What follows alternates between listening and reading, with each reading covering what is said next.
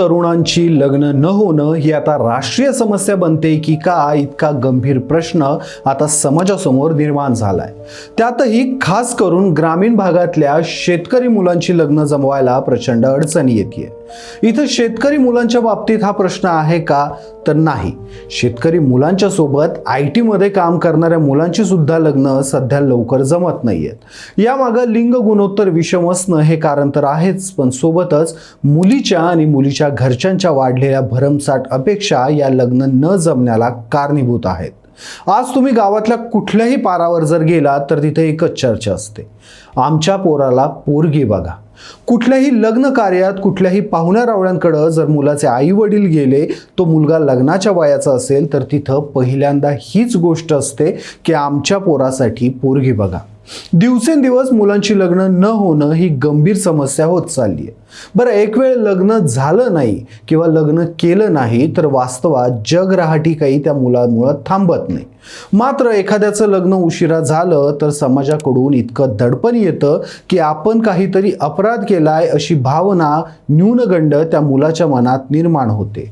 यातूनच त्या मुलाची आणि मुलाच्या घरच्यांची एक प्रकारे मानसिक अगतिकता तयार होते आणि याच अगतिकतेचा फायदा घेऊन काही विकृत नराधम त्यांना लग्नाची आणि संसाराची खोटी स्वप्न दाखवून लुटण्याचा धंदा करतायत। बीडमध्ये नुकतंच एक असंच प्रकरण समोर आलंय। मात्र हे प्रकरण किंवा हा विषय बीड मधल्या एका घटनेपुरता मर्यादित नाहीये, तर राज्यभर अशा अनेक टोळ्या कार्यरत आहेत ज्यांनी आजवर राज्यात घातलेला हायदोस आणि त्यातून युवकांची झालेली फसवणूक या सगळ्या गोष्टी घेऊन मी तुमच्या समोर पुढच्या काही मिनिटं असणार आहे। नमस्कार, मी शशी आणि तुम्ही पाहताय कट टू कट।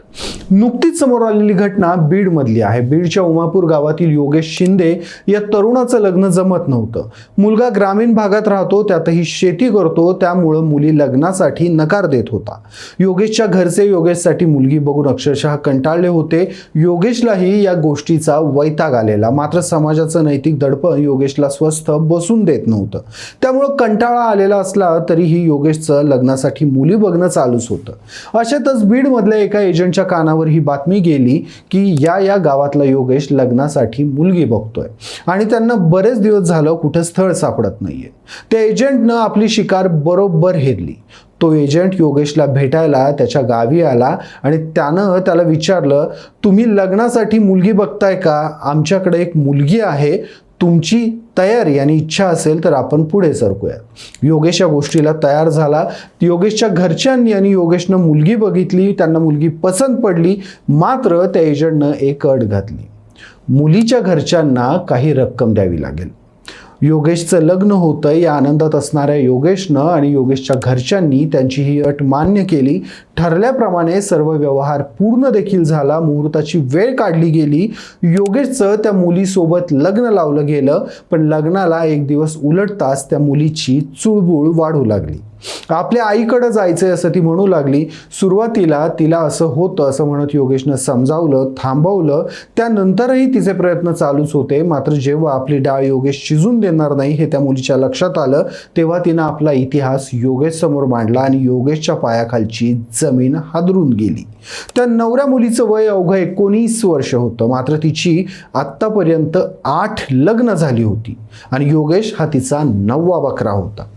तोपर्यंत योगेश तिच्यावर प्रेम करायला लागलेला, पण बोलून चालून ती नवरी व्यावसायिक हेतू डोक्यात ठेवून योगेशच्या घरात शिरलेली। तिनं वेळ साधत योगेशच्या घरातून दागिने आणि पैसे घेऊन लंपास व्हायचं ठरवलं। वेळ मिळताच आणि तशी संधी येताच तिनं योगेशचं घर सोडलं देखील। योगेशसाठी हा मोठा धक्का होता। योगेशनं सरळ जिल्हा पोलीस अधीक्षकांकडे येऊन संबंधित नवरी आणि त्या एजंटच्या विरोधात तक्रार दाखल केली आणि यामुळं मला मानसिक त्रास झालेला असून त्यांना पकडून कार्यवाही करा, माझं झालेलं नुकसान परत मिळवून द्या, अन्यथा मी आत्महत्या करेल असं निवेदन त्यानं पोलिसांना दिलं। पोलिसांनी घटनेचं गांभीर्य ओळखत संबंधित एजंट आणि नवरी मुलगी तसेच तिच्या नातेवाईकांचा शोध घ्यायला सुरुवात केली। पण हे प्रकरण फक्त या एका घटनेपुरतं किंवा योगेशपुरतं मर्यादित नाही। ग्रामीण भागात बऱ्याचदा मुलं शेती करतात, मात्र शेतीमध्ये शाश्वत उत्पन्न नाहीये किंवा सोशल मीडियांमधून मुलींमध्ये शहरांची वाढलेली क्रेज यामुळे मुली ग्रामीण भागात शेतकरी मुलांशी लग्न करायला नकार देतात। या नकारातूनच नवरा मुलगा आणि त्याच्या घरच्यांची अगतिकता तयार होते। याचाच फायदा या टोळ्या उचलतात। यांची काम करण्याची देखील एक मोंडस ऑपरेटिंग सिस्टीम आहे। या कामासाठी सगळ्यात अगोदर नवरा मुलगा शोधला जात नाही, तर नवरी मुलगी शोधली जाते। त्यासाठी ही टोळी किंवा असे मुरलेले लोक गावोगावी फिरतात, ज्या गावात एखादी तरुण दिसायला चांगली असणारी अडली नडलेली मुलगी असेल, तिचा शोध घेऊन ती नवरी बनायला तयार आहे का हे पाहिलं जातं आणि त्यानंतर इतर एजंटशी संपर्क साधला जातो। ते एजंट्स त्या मुलीला गोड बोलून नवरी बनायला भाग पाडतात। त्यानंतर पुढचा टप्पा म्हणजे या टोळीचा शोध चालू होतो, तो नवऱ्या मुलाला शोधण्यासाठी। टोळीतले लोक गावोगावी कुणी लग्नाळू मुलगा आहे का हे शोधतात। त्यानंतर ती टीम संभाव्य वराच्या कुटुंबाशी संपर्क साधते। ती मुलगी किंवा स्त्री अनाथ आहे किंवा गरीब परिस्थितीत राहते अशी खोटी कहाणी ते मुलाच्या घरच्यांना सांगतात आणि तिचं स्थळ सुचवतात।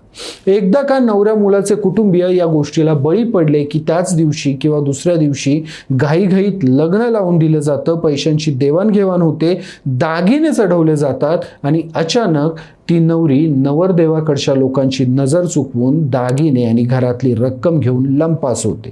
त्यानंतर हा लुटीचा माल संपूर्ण टोळीमध्ये वाटला जातो। यानंतर अमक्या अमक्या गावातल्या लग्नाळू मुलाची फसवणूक झाली आहे म्हणून सगळीकडे चर्चा चालू होते। ती चर्चा थंडावेपर्यंत ही टोळी शांत बसते किंवा दुसऱ्या जिल्ह्यात आपली शिकार शोधायला सुरुवात करते। ही झाली या टोळ्यांची ऑपरेटिंग सिस्टीम। पण असा गुन्हा हा एकट्या बीडमध्ये किंवा बीडमध्ये देखील पहिल्यांदाच घडतोय का, तर नाही। एकट्या बीडमध्ये अशा कित्येक टोळ्या आहेत आणि असे कित्येक गुन्हे नोंदवले गेलेत। बीड सोबतच मराठवाडा विदर्भातील देखील बऱ्याच जिल्ह्यांमध्ये अशा टोळ्या सक्रिय आहे।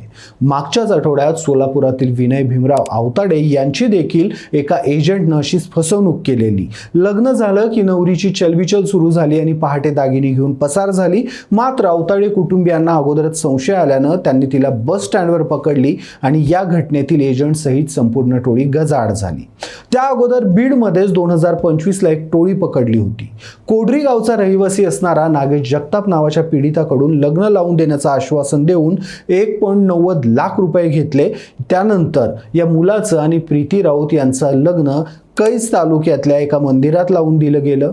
या लग्नानंतर वधूवर आणि त्यांचे नातेवाईक आपल्या मूळ कोडरी गावी गेले। त्यानंतर वधू स्वच्छतागृहात जाण्याच्या बहाण्याने पसार झाली। त्यावेळी गावकऱ्यांना संशय आल्यानं त्यांनी जगताप कुटुंबाला याची माहिती दिली आणि ही टोळी पकडली गेली। 2025 मध्ये खेड तालुक्यातल्या जैतवाडी येथे एका कुटुंबाशी संपर्क साधत एका एजंटनं आम्ही तुमच्या मुलाचं लग्न लावून देतो असं आश्वासन देऊन त्यांचा विश्वास संपादन केला।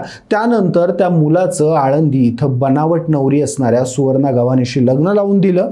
ही नवरी एक दिवस राहिली, दुसऱ्या दिवशी सकाळी सगळे दागिने घेऊन पळाली। पोलिसात तक्रार दाखल केल्यानंतर पोलिसांनी या सुवर्णाला लातूरमधून अटक केली। तिच्या सोबतच अनुसया राजेंद्र मोरे उर्फ सारिका नंदकुमार भोईटे आणि रेखा मिलिंद सूर्यवंशी यांना अटक केलेली।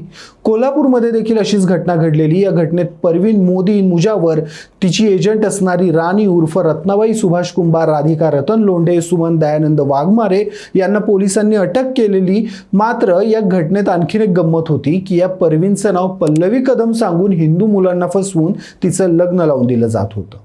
काही दिवसांपूर्वीच कोपरगाव पोलिसांनी देखील अशाच एका टोळीला पकडलं होतं, गजाआड केलं होतं। मात्र तरीही या घटना थांबायला तयार नाहीयेत। याचं कारण म्हणजे खूपदा नवरदेवाकडील लोक सामाजिक प्रतिष्ठेच्या दडपणाखाली आपली फसवणूक झाली आहे हे जाहीरपणे कबूल करायला घाबरतात, पोलिसांकडे जात नाहीत, कारण आपल्या इज्जतीचं हसू होईल। याच गोष्टीचा फायदा या टोळ्या घेतात आणि वारंवार तरुणांना फसवण्याचे धंदे चालू ठेवतात। तुमची या प्रकरणाबाबत काय मतं आहेत? अगोदरच सामाजिक दडपणाला बळी पडलेल्या या तरुणांचं या टोळ्यांकडून लग्नाच्या नावाखाली मानसिक आणि आर्थिक शोषण होतंय का? हे थांबवण्यासाठी पोलिसांनी काय उपाययोजना करायला हव्यात? तुम्हाला काय वाटतं? तुमची मतं मला कमेंट्समध्ये आवर्जून सांगा।